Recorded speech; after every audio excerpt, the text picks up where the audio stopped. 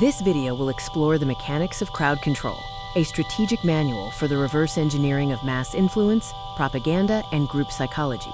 The architecture of mass influence involves three sequential phases. First, divide, segmenting the population using social identity theory. Second, distort, corrupting information via propaganda. Third, mobilize, triggering behavioral action using fear appeals and name-calling. Phase 1. Construct the us versus them divide. This involves three steps: social categorization, assigning individuals to groups; social identification, where individuals adopt the group's identity; and social comparison, positioning the in-group against an out-group to breed hostility.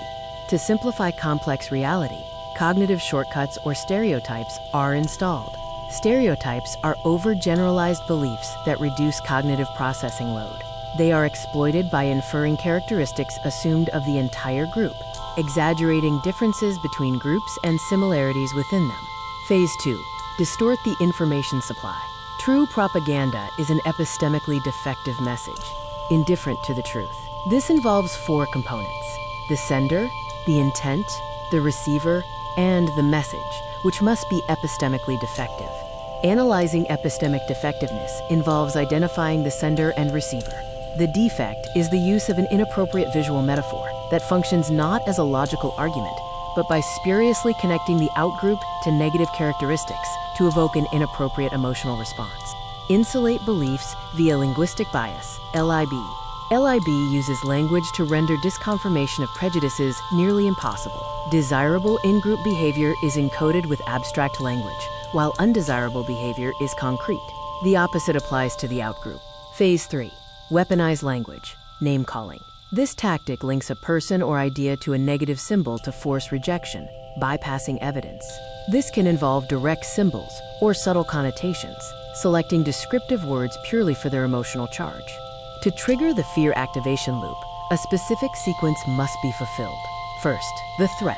Second, the recommendation. Third, perceived efficacy, believing the recommendation will solve the problem.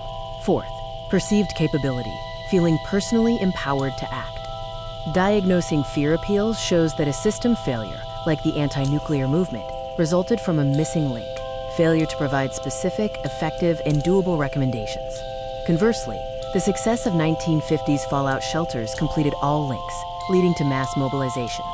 The complete control matrix starts with a neutral population, which is divided, leading to group identity and alienation. This is followed by distortion, using propaganda and linguistic bias to insulate beliefs. Finally, mobilization, using name-calling and fear loops to activate a controlled mass. System vulnerabilities offer ways to break the matrix. Vulnerability 1 is superordinate identities, which promotes a larger, inclusive identity to neutralize group favoritism.